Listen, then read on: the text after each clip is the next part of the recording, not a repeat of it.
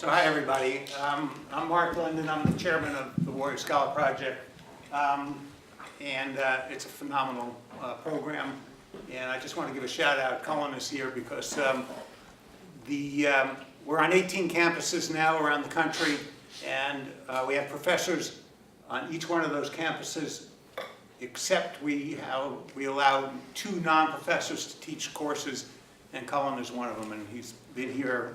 This will be our 3rd summer, and Cullen has taught the last 2 summers, so thank you, Cullen. As many of you know, I'm a lawyer in Washington, D.C. I do a lot of other stuff, and one of the reasons I'm able to do a lot of stuff is because I work with some fabulous lawyers, and Bradley Clemens from the class of '84 is right there, and she happens to be sitting next to Craig Riley, who's not a member of our firm, but always has our back when we're trying cases in Virginia. I'm not a veteran, as you all know, and frankly, I was in Johnson Chapel with many of you, and Bill Ward told us that maybe it makes sense to go sit in the entrance of Westover Air Force Base.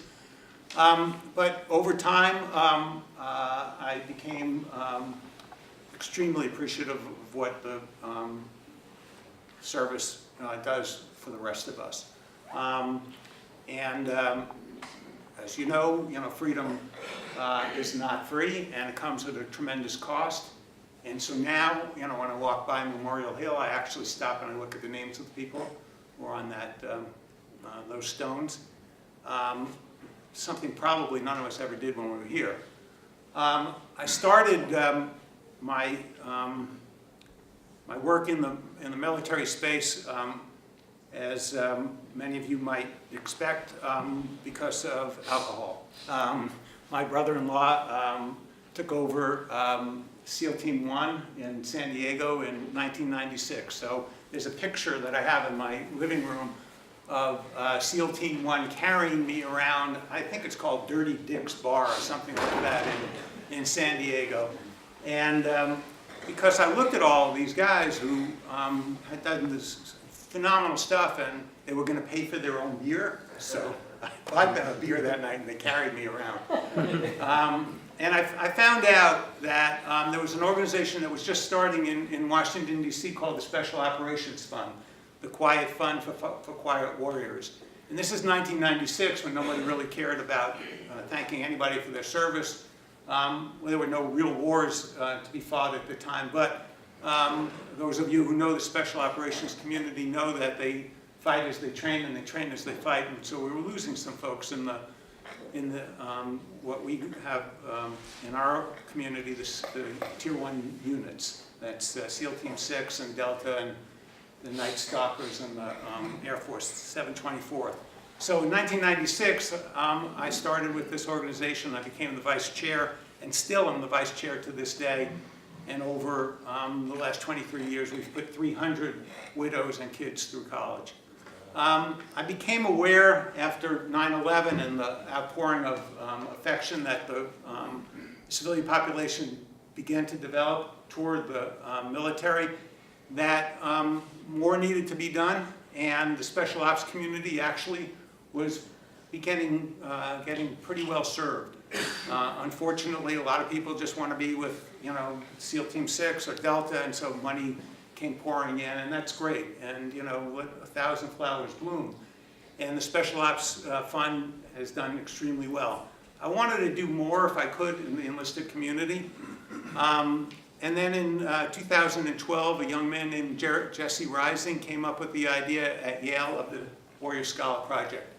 He came to see me in the summer of 2013 because, fortunately, the Special Operations Fund had become the platinum standard in how to operate in that field. And so people would come to see us and they'd say, how do we operate? How do we operate? And so when Jesse explained to me what this organization was about, I said, I'll write you a check, but I want in. And so I went on the board. In 2013, we were at Harvard, Yale, and Michigan that year. And then I took over as chair of the board, I think in 2014. And this summer we're going to be on 18 campuses. We run the humanities program on all 18. We run a STEM program that is part of it on 7 of the campuses. And now we're actually going into community colleges. This year we're going to have 6 community colleges. We're going to do sort of, we call WSP Light, which is just a one-day program. We're going to try to recruit the men and women who want to go into a 4-year school here. And if we're not successful, at least we've given them one great day. 2 years ago, we came to Amherst College because I wanted to do that, and I had great support from Colin and someone in the admissions office named Lexi Hurd, who actually had been a intern in my house when she was here, became an advocate, and so we got here. I went to a training program for the fellows, the alumni of WSP last week. And we went around the room and we said, you know, what makes this place so special? And it is remarkably special. 40% of these men and women, and barely any of them graduated high school. I mean, they just went into the military because they didn't have much else going on right then. But now 40% are in the top 20 schools of U.S. News and World Report, and 96% of them stay. It's just remarkable. And so when we went around the room, and Josh was there, and you'd hear people say, well, you know, we teach skills, or we teach self-confidence. We get people to believe in themselves. And then someone raised a hand, and he said, WSP saves lives. That's what we do. WSP saves lives. And it really does. And you're going to hear it in a minute. So who's with me today? Josh Buck doesn't need any introduction. You've just had it. And Josh is going to talk about the program. Josh graduated in the program, and now he helps teach the program. Cassie Sanchez is in the Amherst College writing program. She's been phenomenally helpful to us the last 2 years, will be again this summer. She's going to talk about what she does. She's going to talk about the differences between the veterans population and the non-veterans population at Amherst, and I think she's going to praise a lot about the veterans who she's met. And Nathan Needham, Amherst class of 2018, 6 years in Air Force intelligence. Nathan is not a graduate of WSP. I don't know how that happened, but when he was here at Amherst, he helped mentor the program. And I asked him to come back, and he's actually flown right all across the country to come back and explain to you what it's like to be a veteran at Amherst, which is an unusual situation. Look, very few of us when we hear new veterans. And as I grew up, and you know, patriotism comes in many ways. You heard me say this the other day, Josh. And one of the things that I recognized was that we turned our back on the Vietnam veterans. And when we did that, that was really 2 bad things going on. Number one, as a country, it was nice, you know, it was a nice place. It was shitty as a country to do that to people. Because these are men and women who came out to fight for our country. They were not the politicians. This is what they were doing. And we turned our back on them, and that was wrong. That's not the way you treat family. And secondly, and this is something that I've learned working with this program, secondly, we lost an enormous amount of human capital. These men and women have assets that are just phenomenal. You know, one of the great things about this country following World War II was the GI Bill, okay? The GI Bill was used well, was used by a lot of people, and it sort of made us, you know, a great country. And I thought that maybe we could do that again. And let's say, University of Phoenix, you're nice. University of DeVry, you're nice. But let's not have these sort of predatory institutions take the GI Bill money from people who could really use it. Let's help them, help themselves, and we're all going to be beneficiaries of it. Josh, take it away. Good afternoon. Now, it's kind of hard with the video to know where to start because it's like, I don't want to repeat stuff. But, so I guess I'll start at the beginning. That, as it was said in the video, I was in the Army as a paratrooper for 11 years, did all the cool stuff, the sniper and drill sergeant and all that. But as an infantryman, as my base skill in that whole thing, the whole thing you go through that entire time, that it just becomes something that's part of the culture and something you just accept, is your only job choice once you get out really is to become a police officer is the only like most logical job choice coming out of that, short of other training. So after 11 years, I was 29 years old, I was getting out, I still had a mortgage in North Carolina, my house, all this stuff, and you know, I thought I was ready, but I really wasn't. And you know, thank God at the time that my actual roommate from drill sergeant school was the original poster child for this program. And he basically grabbed me by the neck because that's what it takes with my people in my culture. That, you know, veterans get stubborn, they get, you know, stuck in their ways on that kind of stuff. And it took him grabbing me by the neck and saying, you need to go to the Warrior Scholar Project. You need to go see this program. He's like, I'm not even going to talk about it, you just need to do it. So luckily between him and the staff, they found me a slot at Georgetown at the end of 2015, and I hopped in my truck. I may not sound like it, but I was born in Worcester and I was raised in Rutland, just on the other side of Quabbin there. And that's where I live now. But I hopped in my truck, headed down to Georgetown and had the weekend. Honestly, I was completely just blown away by the program because not a whole lot of the core kind of structure has changed to this day. It's, you know, the waking up at being in that first lecture at 8 or 9, you know, getting these lectures from you know, venerated professors. You know, thank you for volunteering your time for that. You know, you would definitely call it. You know, it means a lot because seeing that at these top institutions, you know, PhDs that have been teaching and have all this experience to volunteer their time, they're not getting paid for it. You know, that's a confidence boost. That's a build, you know, for just a big dumb grunt like myself, you know. And then, you know, we have a lunch break, and then you spend the afternoon in writing workshops with the help of people like Cassie, you know, just as in-depth. We're gonna go through it. We're not just writing it off. And I think that's important too, because so many veterans charities have been my experience. I'm jaded when it comes to that stuff. There's a whole lot of fluff, whether it's the, you know, what was the other big one? The Wounded Warrior Project and all the financial woes they had a few years back. Luckily, they've gotten it back together. To just go through the program and see that it was just so amazing, and it was just no fluff. It was about us. It was about getting it done.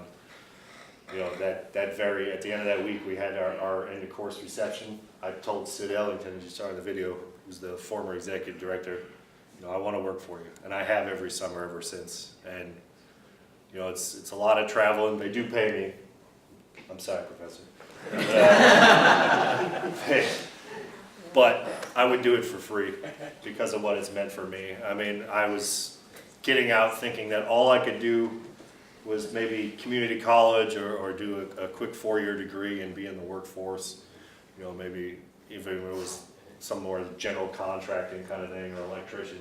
But, you know, now I still go to school at Worcester State over the other side, but I'm double majoring in psychology and chemistry.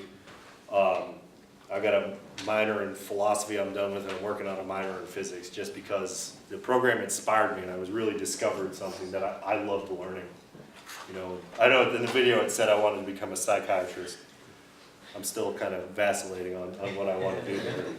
But ultimately, you know, teaching, I have options, yes, you know. So Josh, how is it that we're able in a week to make a big change in people's lives? Well, like I said, one of the big things is a lot of us veterans, we need kind of the kick in the pants, and to come in and have a no BS schedule where you're going from 8 a.m. to 10 p.m. It really grabs you by the seat of the pants, and there's no like kid gloves on it. We start off the week teaching like analytical reading on big text like Tocqueville's Democracy in America, and you know the Enlightenment era literature is quite scary when all you've ever looked at is service manuals for machine guns. And, you know, that confidence gets built right there. Day one, you know, we do the introduction, confidence start building on that. People may struggle with it, but that's where the fellows like myself and all the other volunteers, like Nathan and Cassie are there to scoop them up and be like, you can do this, this is how, and work with it. And on top of that, it's a for us, by us situation. You know, we love all the civilian support we get and everything, but one thing I will always with a veteran, you know, when it comes from another veteran, it's just like at a slightly higher level, and it means a little bit more. And you know, that's why I keep coming back year after year on these summers. Great, thanks. Cassie? Well, everybody's standing, so I'm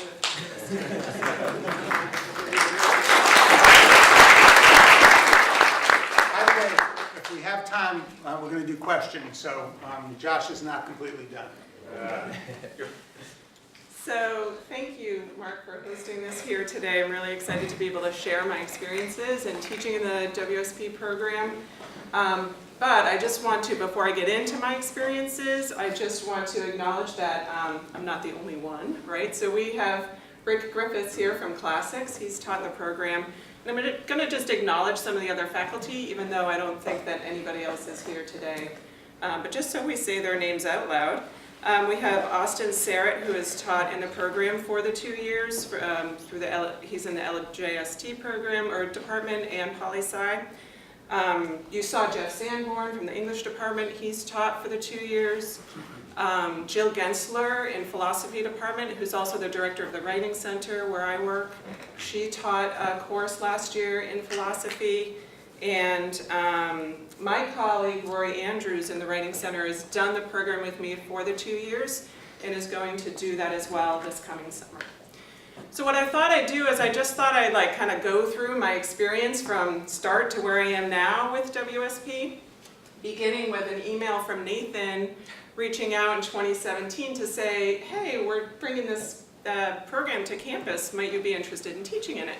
And I jumped at the chance, and in part because I've taught in programs before that have focused on first-gen, low-income students, and I work with that population here at Amherst, along with our community college transfer students, and I said, yeah, this is perfect, I would really love to do this.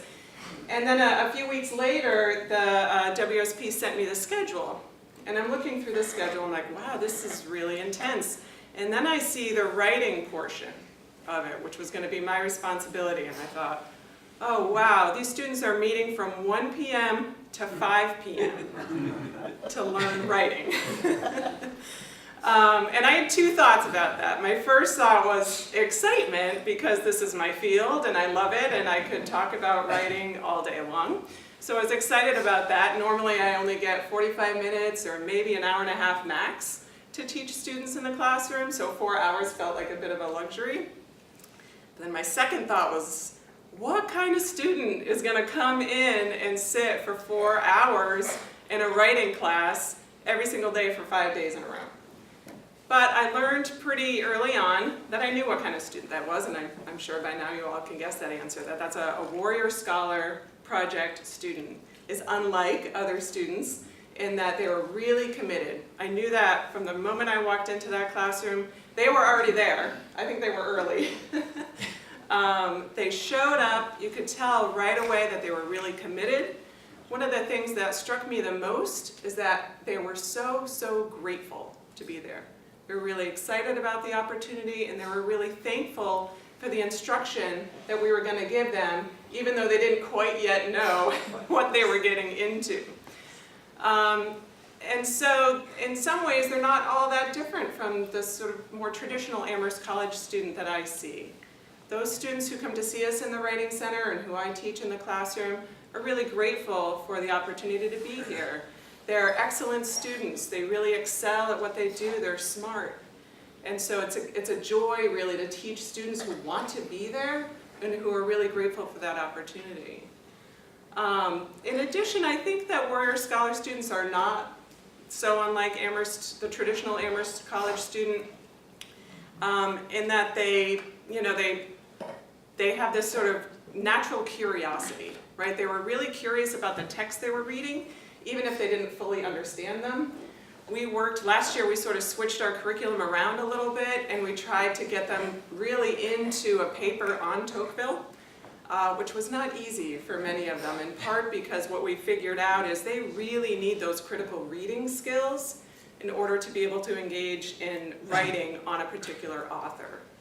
And so what we teach them in the writing portion of the program is that academic writing, which many, many students think is some mysterious process that you go through, right? And they look at their faculty that they're working with, and they look at other students and they say, well, they know how to do it, right? They're really smart, they get it, I don't. And so part of my job is to break that down for them and to say, actually, no. All of this involves a set of learnable skills.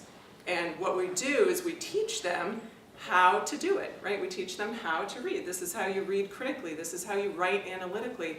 And when we break that process down for them, they begin to see, even in a week's time, I am capable of doing this, even if it's really difficult for them. And so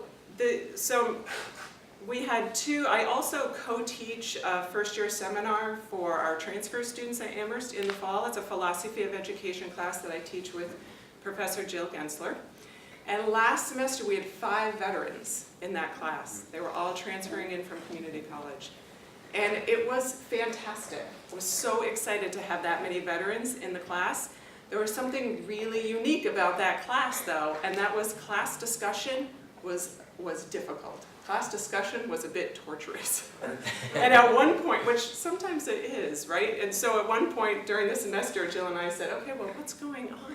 And we realized that veteran students often need to be told what to do, right? So they weren't coming in, and when we were asking questions about these philosophical texts, like, well, what do you think?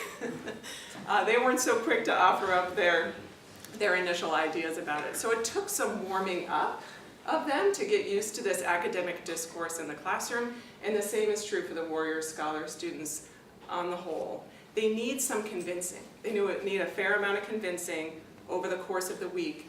Yes, you are capable of doing this. Yes, you can do this. Here's how you do this. We've got you, right? There's a huge amount of support in the program, and by the end of the program, we have a celebration down in the Benesky. They get a tour of the museum. We have some cocktails and some food. My husband, Al, who's over here with my 2 kids, he always comes to celebrate with them, and it is with a sword and everything. And so there's something really special about this program that we get to see happen in that celebration at the Benesky. You can feel it. You walk in there, and the students, well, I think they're relieved that they did it and they're done and they don't have to go to writing class for 4 hours again. But there's something that happens there, that they're really proud of themselves. And I think that they see, I am capable of doing this, I can do this, and I think that serves them well going forward. Cassie, Nathan's going to talk about this in a minute, but you're alluding to, could you address head on the imposter syndrome? Because veterans come in and they look around and they say, do I really belong here at Amherst College? And how do you deal with that? And how does that sort of evaporate over the week? Yeah, it's a great question. And again, that's not so unlike some of the traditional Amherst students we see from first-gen low-income backgrounds. They do come here, and I think maybe it is feeling a little bit like being dropped on Mars, right? There's a little sort of like, where am I? What is this place? How do I operate in this place? And I think the way in which we do that is we just show them that they are fully capable of doing this work. I try to demystify the process of academic writing and just sort of academia in general, so that they begin to realize, right, we make connections with what they already know. We meet each student where they are. We actually get an assessment, we get a writing sample from them, so we have a sense of what it is that they're coming in with. So then we can tailor our feedback and our work with them so that they can best reach their potential as much as we can within that 1 week time frame. Great, thank you. Nathan?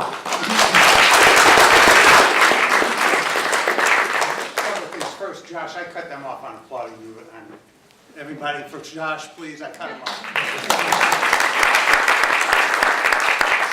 Before you go, for everybody, I try to go to about 9 campuses out of the 18 during the summer, but at Georgetown, where I live, I go every day. And what Cassie's saying is really remarkable. On Sunday, when everybody arrives, I say, why you here? And they go, I don't know why I'm here. And then I say, by the way, you're going to be reading Herodotus, Thucydides, de Tocqueville, and Amherst, Murphy. And, you know, how are we going to do this? And then you go every day and you just watch this confidence grow that's why I do this. I mean, these men and women just grow in that week, and they walk out, and, you know, somebody wants to be a physical trainer. Well, heck, they're going to become a doctor. Okay, we have a dental assistant. She's now in dentistry school. I mean, they have this sense of themselves that it's just. And my wife says to me, you know, oh, you've been to the religious revival again. It really is. I made you think of that. Yeah, thanks, Mark. You know, it's so fascinating to see a program like this that I had absolutely no idea existed. I actually wish, Josh, you would have grabbed me by the neck when I was getting out, so that way I could have come to this. Because when I came to Amherst, it was an absolute shock. It was a challenge throughout the entire experience. I was not ready for this type of education. Now, Mark said I was intelligence in the Air Force. Specifically, I was a linguist. And so I was very fortunate. I got to learn Spanish. I got to learn Portuguese as well. And the thing about it was that everything that I was learning was always very practical, and I always knew how it was going to be used on the battlefield. So you come here to Amherst, of course, we're talking about theoretics, we're talking about or reading philosophers, Nietzsche, Hannah Arendt, and it's just like, okay, how the heck is this going to change my life? How is this going to make me a better person, a better human being? And I wasn't ready to ask those types of questions. I wasn't ready to try to answer them for myself. So that's where that first challenge came from. It was that academics. But then also, unfortunately, we didn't have as many veterans when I was here. Instead, we dropped all the way down to just 2 on campus. There was a third one who was commuting from Connecticut, but we only saw him maybe once a semester, twice a semester. And so there was a social isolation where it's tremendously difficult to connect with anyone. But through that process, it gave me the confidence that even though it was difficult then to find that community, it gave me the confidence to chart my own path, to realize that going along with the same direction as everyone else wasn't necessarily the path that I should go on. And then the third thing was that I separated August 25th of 2015. I came to Amherst a week later, 2 weeks after that, September 2015. And as everyone's probably aware, that semester was the Amherst Uprising. And so here, I'm coming from this very strict, traditional program that values its history, that values its culture, to an institution where it had just gone through a tremendous transformation through the admissions office, bringing in a diverse background, but not figuring out how, as an institution, we can bring everyone together. And I was a newbie. I didn't know how to navigate the entire Amherst community, and so I kind of just sat back. And I just let things happen as they were happening. But it taught me something, because it was an opportunity to see what happens when you don't have a type of leadership within that community that is trying to transform the institution to make a better community for the future. From the military, we're always operating on a team. Every single moment, every single action that we do, we know that we're on a team, we have other people with us, because we know that we can't actually solve the challenges that are in front of us without each other. And through that process, you learn empathy. You learn how to build teams. And I don't think we had that during that Amherst Uprising. I think that was something that was lacking within the student body, which some of us had, but we didn't step up.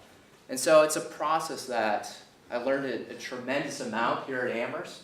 It was extremely challenging and very similar to basic military training, the most fun that you never want to have again. So Nathan, why don't you tell us, how are we doing at Amherst in bringing veterans in? Should we bring more in? And what's the importance of having veterans in the Amherst community? Sure. So Amherst has done a great job at improving the number of veterans on campus now. I think we're up to 10, maybe 12. So during that second year when there's only 2, we've increased quite a bit. And of course, like it's a difficult process. I'm from rural Washington State. I had never heard of a school like Amherst.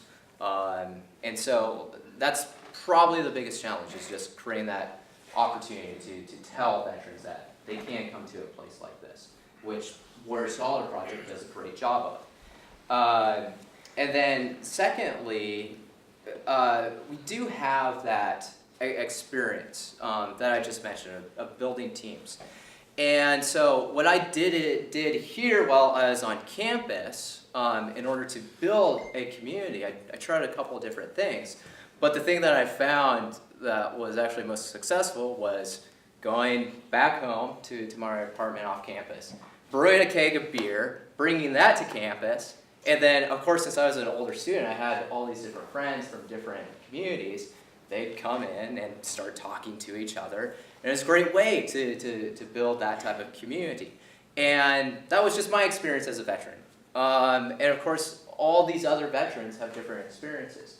And so they're able to bring something a little bit different. And so whether or not Amherst should actually have veterans here on campus, I believe that it's a resounding yes. It's going to build a community. It's going to create different experiences for other students, different conversations, different types of conversations that will go into VAL. And overall, yeah, absolutely. Thank you, Rick.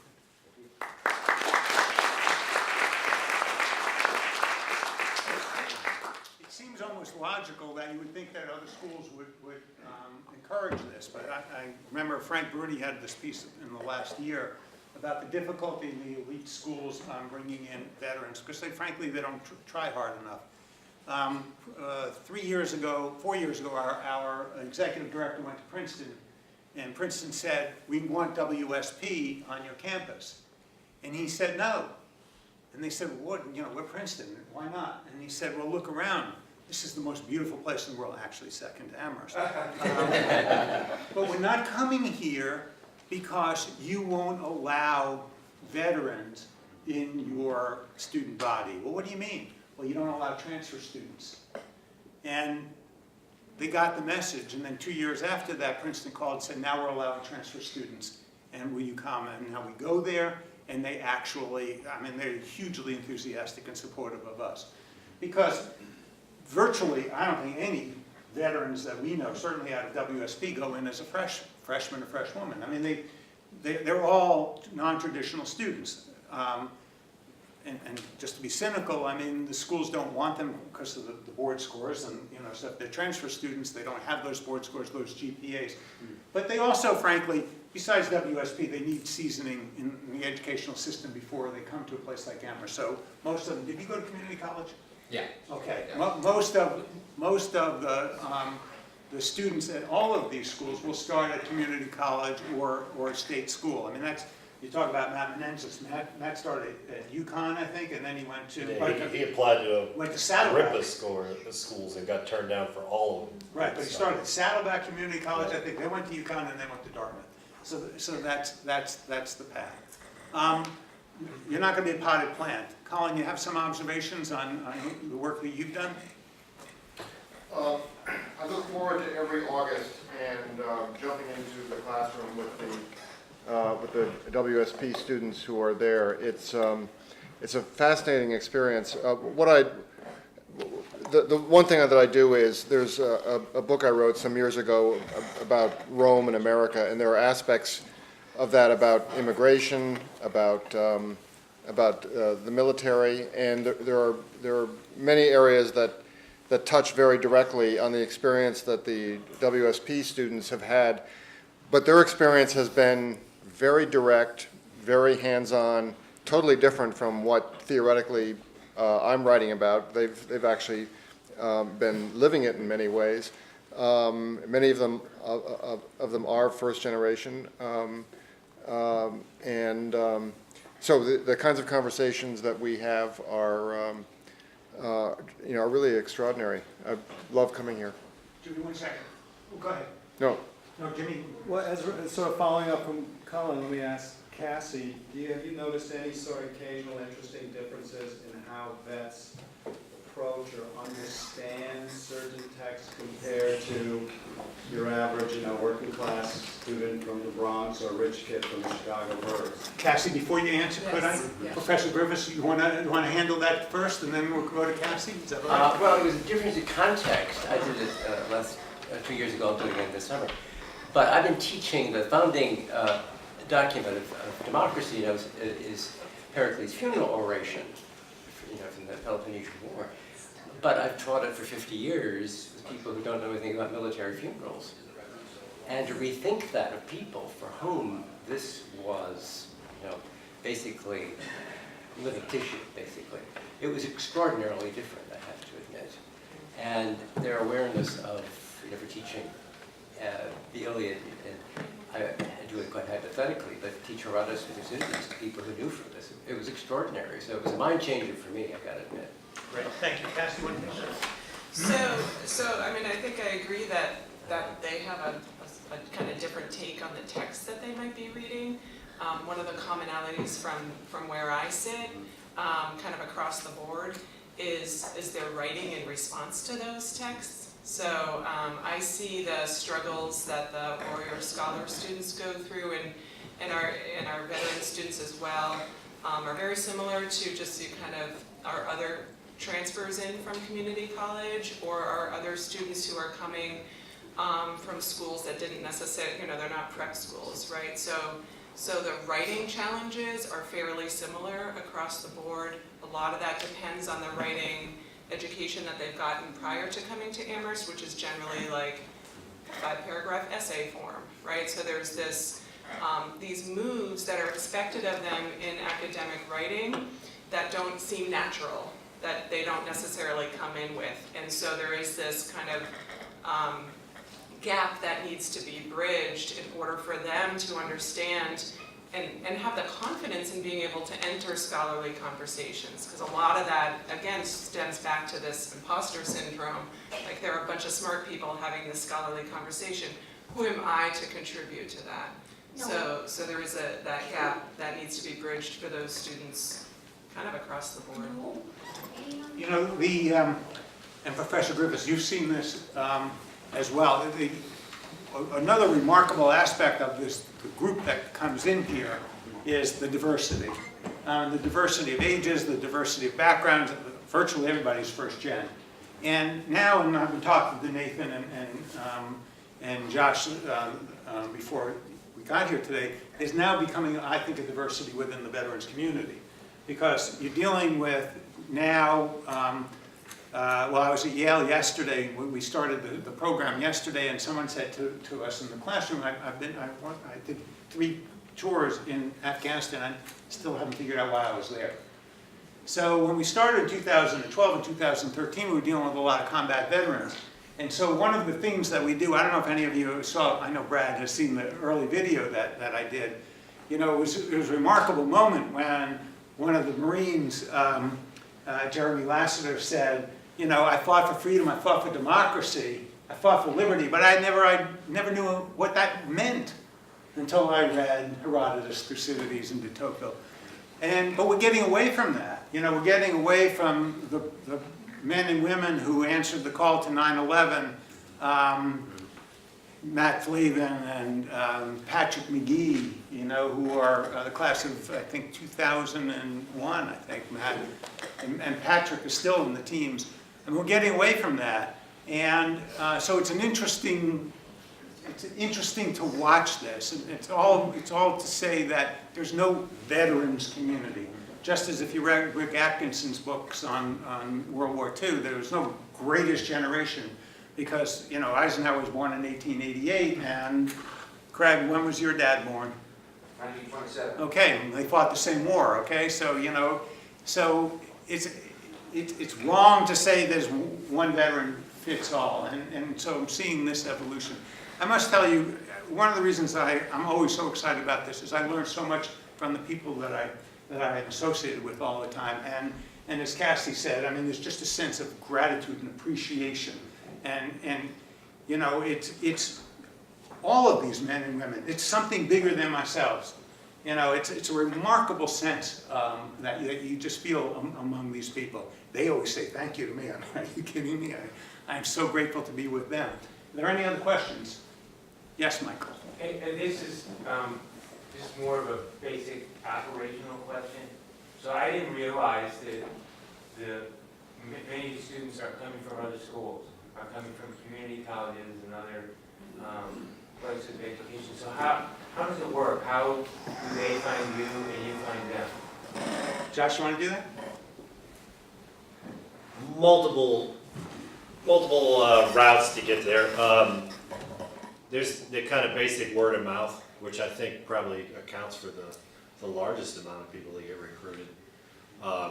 Because, you know, once I became a convert in 2015, I was beating up everybody I knew that was transitioning out to be like, hey, you need to go to this. You need to expand your thinking.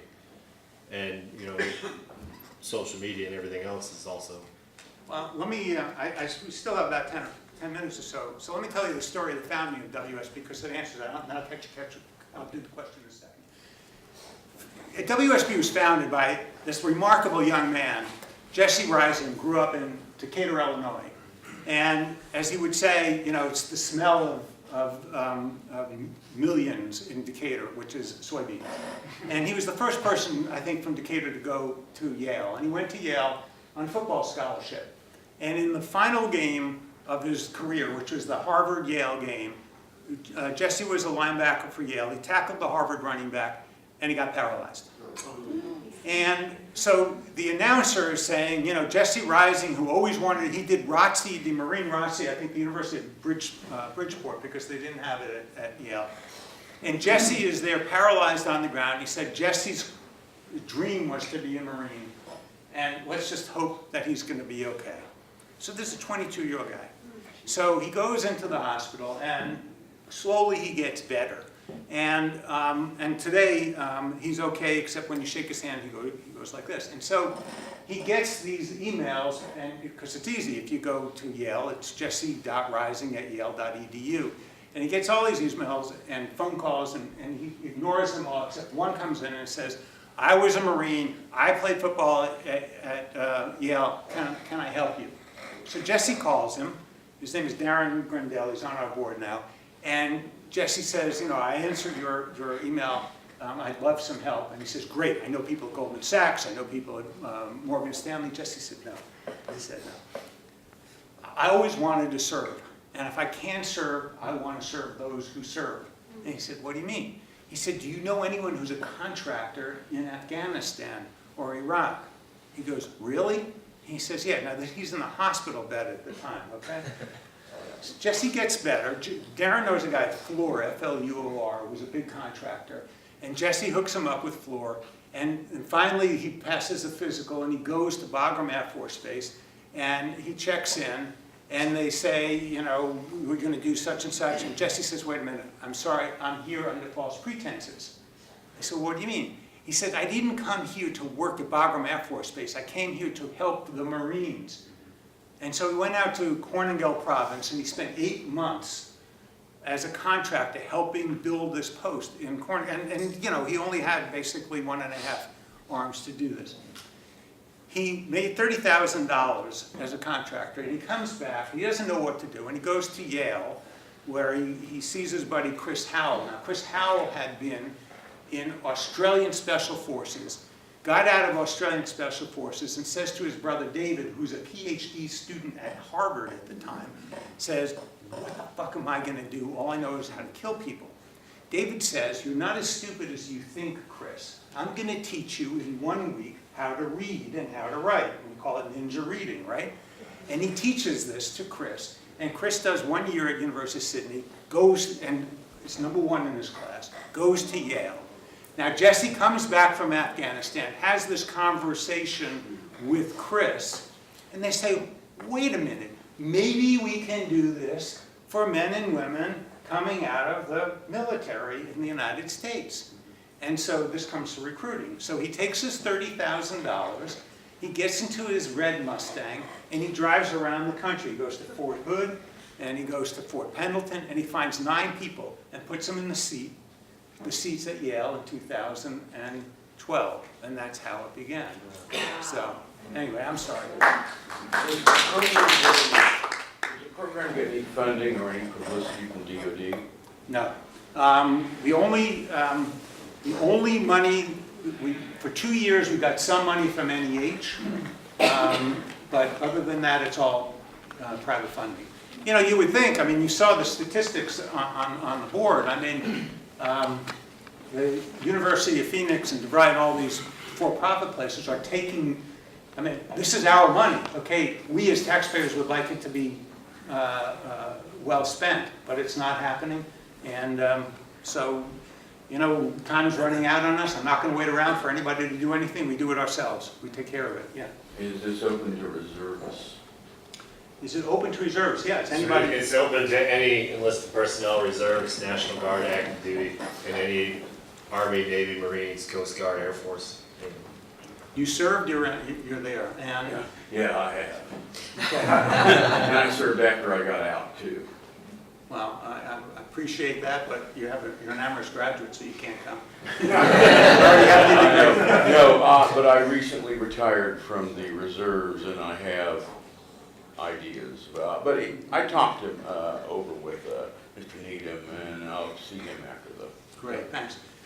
Yes, sir. Tony Castle, class of '69.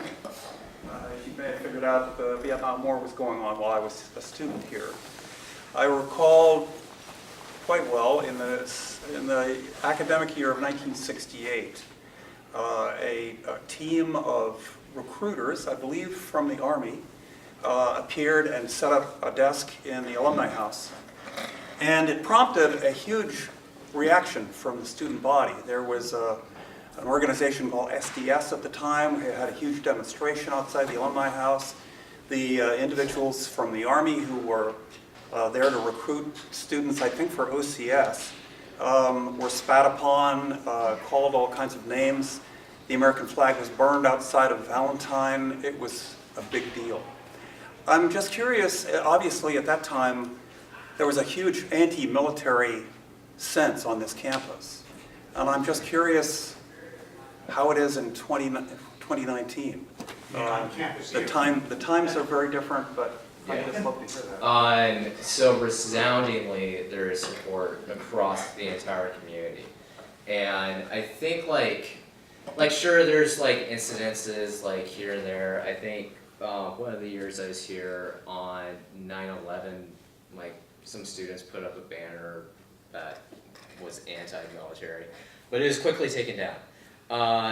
And I think like the thing about it is just trying to figure out how to focus and how to guide that tremendous outwelling of support for veterans in a way that's going to be actually beneficial. And it's difficult because like as a veteran, we're trained to be very independent and take care of things ourselves. And so it's difficult, and I think this is one of the things that participants are taught during WarriorScholar Project, is to learn how to ask for help when you need it.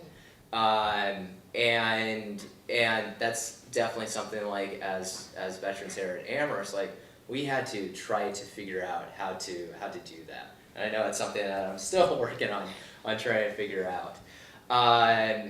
So it's definitely improved. It's not at that that type of state. And that's part of our curriculum as well, that we teach in degreening that I mentioned in the video, of planning for that eventuality, to at least know how to react, start thinking about it. So if you do run into that random 0.1% person that thinks you're an imperialist pawn or something that's gonna take it out on you, you at least know that, you know, you have a plan ahead of time. I just want to speak to that as well. So the veterans that we had on campus here that came in the fall have been very active, and they you know, it's a Veterans Association here at Amherst that's now kind of revived. They had these little medals printed. They're beautiful. That they gave me one in class one day, which of course, you know, I started crying. And then they gave me one for my husband, who obviously had to take my rascally kids away. And 3 of them came to our house for Thanksgiving. And when I just would mention it to other students that I would work with just over the course of my daily job, the students, you know, the civilian students here at Amherst knew the veterans group. They were like, oh, I've seen all those guys. They kind of stick together in a pack, and so they knew it, and they were happy, I think, that those veteran students are here. So I think, yeah, a lot has changed for the better. Anybody else? Yeah, Yes. it's not so much a question as it is a couple of comments based on 30 years and 9 months of active and reserve experience I have in the Army. The veterans have already made one big transition from being a civilian to being in the Army, and it is a big transition. If they did that, they can make another transition if they want to come to Amherst or somewhere else, number one. Number two, I think having them around is very important because they bring an outlook and an attitude that you're not necessarily going to see on a college campus without them. Well, I mean, I make that argument all the time, and you're missing one point. They come with the GI Bill. I mean, why would you not want these men and women on your campus? They are grown-ups, okay? They have a sense of responsibility and community, and we're, thanks to Cassie, we're teaching them the substantive skills, and they don't cost you anything. So, you know, it's remarkable. Anybody else? Cassie, should I do it? The story? Do it, please. Okay. There are 1,000 stories, okay? We graduated 1,000 people, and I said to Cassie, really, and she said, you got to do this one, as you heard. And, I mean, we have living proof of, you know, the greatness of this program right here with Josh. But one that just blew me away is we rarely do fundraising. I wish the government would give it so we wouldn't have to worry, but we do have to fundraise. And so go to New York, and I said to, at the time, Sid, I said, give me somebody, you know, and if you're in the military and you deal with the men and women that we deal with, all you got to do is say, give me somebody, and you know you're going to get a star. Okay, so we get Adam Taylor. You know Adam? Well, you see him, he's a fellow this year. So Adam shows up, and you could tell maybe he's worn a suit twice in his life. I mean, it's bad. It's a bad suit. It's a bad tie and everything. And he's not good in front of people. And he starts in, and he goes, I grew up in Delaware, and he's looking at his feet, and then you could just see him, just like everybody else in our program. He's now becoming a little more confident as he's talking. He says, I grew up in Delaware, and I really messed up in high school. He didn't say messed in front of these people. And I went to the first year at University of Delaware. In my first semester, I got a 0.7 GPA. If you sign your name, you get a 0.5. And so I was really, really messed up, and I thought maybe one shot, and we see this a lot. I'm going to go into the Marines, okay? Because Scott, right? You know, you get a shot, and the Marines may do it. And he says, I go into the Marines, and I begin to think of myself really as a person again, you know, because now I had a community, and I began to think of myself better. And then I met a woman, and I had a bad, you know, growing up, and I finally had a lot of affection for someone, and unbelievably, she liked me. I mean, you know, that had never happened. And then, you know, we got married, and we had a kid, and I never really loved someone as much as I love my daughter, and it was amazing to me. And then she got sick, and I couldn't understand what was wrong with her. And we took her to doctor, and she had a genetic disease, and she was going to die. And it just broke my heart. And he said, on the last day of her life, I held her in my arms and I kissed her goodbye, and I said, I'm going to do something about this. And I'm at Columbia University right now, and I'm going to law school, and Adam Taylor is a Rutgers University Medical School right now. And so when I started out and I said you go around the room and you say WSP changes people's lives, I mean, that's it. And you think about that, okay? This is a wonderful story, okay? But you think about what this means to the Adam Taylor family, Adam Taylor's friends, and all of the people who knew him, and all of the patients who he's going to have as he grows up and becomes a doctor, and all the people who they're going to change. I mean, you know, you pay it forward. And so, again, I mean, that's why I love this community, because you pay it forward and it expands. And, you know, things are really fucked up in this country. Sorry to use that, okay? But, you know, you can sit around and you can worry about it, or you can deal with people like Nathan and Cassie and Josh, and you can say, look, how do we help people? And when you help them, they help themselves, and these are people who give back. And so, ladies and gentlemen, thank you for being here, and thank you for